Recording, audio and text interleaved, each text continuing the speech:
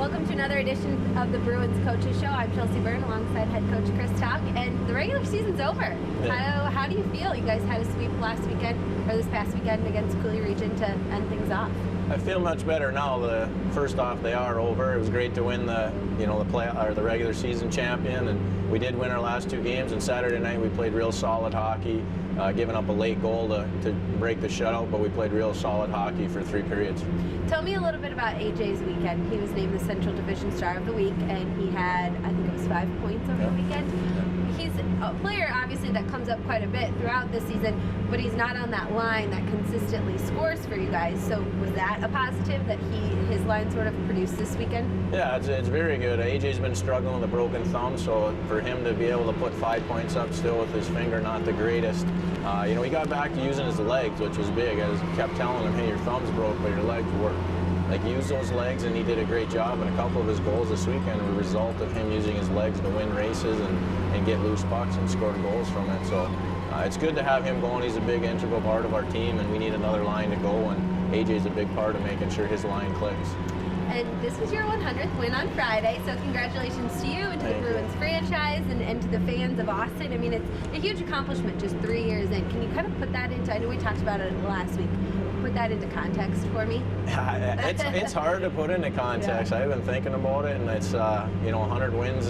It's great, and you think about it, it'd be 33 per year basically, and I was like, that's pretty good for a startup franchise to be getting the 100th win already, moving into the playoffs. So it's real good. The players gave the puck to me after the game. It was real special, and they recognize it. The announcer. It's cool. It's something special. It'll probably mean more once it's all over, when we're not thinking about moving into the Robertson Cup playoffs and doing all that stuff. But it is pretty cool already. You kind of have time to reflect on it after this. Yeah. So now moving on, the playoffs start in a week, a little over a week. You guys have this weekend off.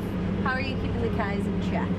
Well, we're trying to do things a little bit differently. One of our issues in March is not playing a complete 60 minutes. Okay. So we lengthen the time that we've been at the rink, already twice this week. We're going to do it again 2 more days.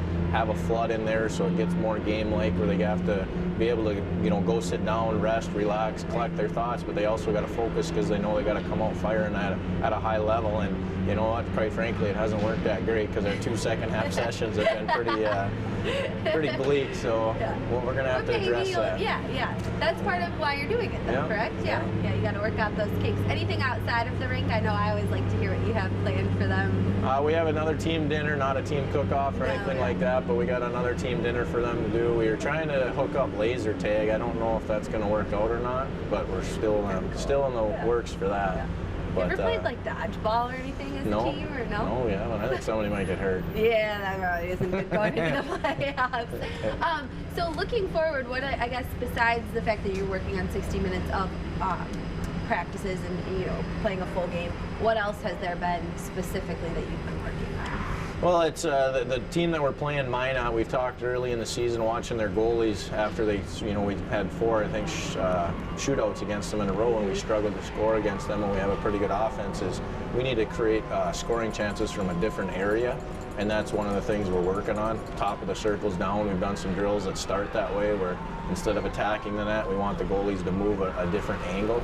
We kind of notice something in their goalie, that he gets off his angle a little bit, less comfortable, and it creates more rebounds, and that's something we've been trying to work on the first 2 days already. Yeah, kind of nice that you have played them so much that you can see those kinds of things. Do you have anything planned for the fans coming up into the playoffs? Because the first 2 games are at home, so you obviously are, I'm sure, hoping for a big crowd. Yeah, well, I mean, last year, quite presently, we were surprised at how many people did come out and support us, and it was fantastic. I mean, the guys that were saying this was the best games of their lives, playing with that kind of atmosphere, and all the fans that were here. I mean, thank you for that last year, and we're looking forward to it again this year. But I mean, with all the fans here, it made it just awesome environment for our guys and for the coaching staff to be a part of. Well, hopefully we'll be looking forward to that here in 2 weeks, April 12th and 13th. The Bruins take on Minot here at Riverside. That's it for this week's edition of the Coaches Show.